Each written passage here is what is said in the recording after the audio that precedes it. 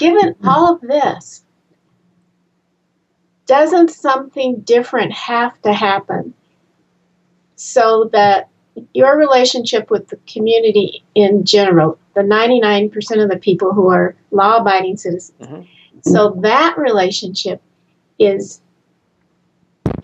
positive and good, instead of the situation we have now, where so many people who are law-abiding citizens feel so negative about their police departments.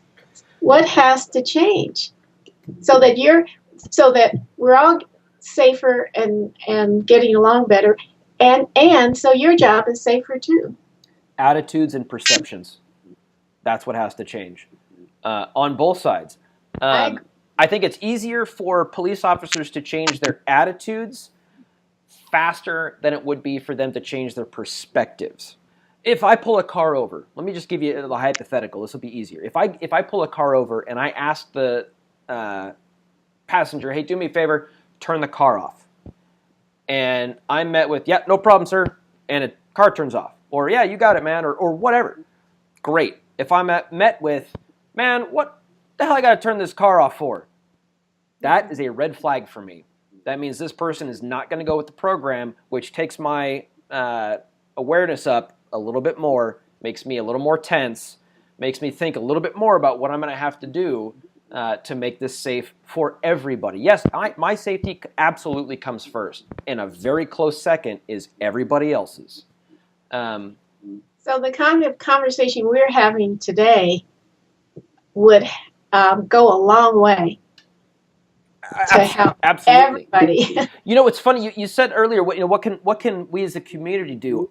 I don't know how many police departments do this. My police department has what's called a Citizens Academy, where regular old folks, that is a fantastic way for people to get a little tiny taste of what it's like to do our job without the inherent danger of actually doing our job. Because they set up scenarios and they do mock car stops and stuff like that, where people can get an idea of, oh my God, you guys face this every day? Yeah, we do. That's just a very small thing. And I think, like we mentioned in Colorado, with your church, if you were to invite a police officer, the chief, whomever, a bunch of cops, have coffee and donuts. We love that stuff. That's not as... Jason, would they come without their weapons? And I'm asking because the conversation you and I have had have been on neutral ground. Sure. I mean, even today, you're not wearing your motorcycle helmet. You're making me very vulnerable. Or would they come in? You know what I mean? Would they roll up in these heavy vehicles and all? Oh, good Lord! I wouldn't imagine so. Out. I wouldn't. I mean, they're not going to show up to a church community meeting in riot gear. But would they come without weapons? Is that safe for them in this day and age? I don't know. I really don't know. Does that send a message? It does. Is it the right message? I don't know. I really don't know. I think it's going to take some risk on the part of everybody to have the kind of conversation that you and I are having. I think it would, in Denver, for example, at my church, it would take 5 or 6 officers to come in just dressed in their regular clothes and let's sit down and talk. Then we can talk. And so maybe what we're doing today will model for some other people that kind of a conversation. I hope so. I really do hope so. And I know we went way over time. I don't really care. It's been a really good conversation. I would love to continue talking about this for the next 3 hours. And I wish that I was in Denver and I could come to your church. I would be happy to do that. But it does start with both sides having to take a good look at their approaches, and I don't mean physically approaching a vehicle, but how they treat other people.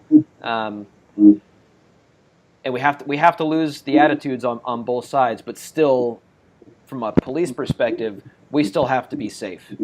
And from a community perspective, the best way for you all to be safe is to start with that politeness. Be kind. Be respectful.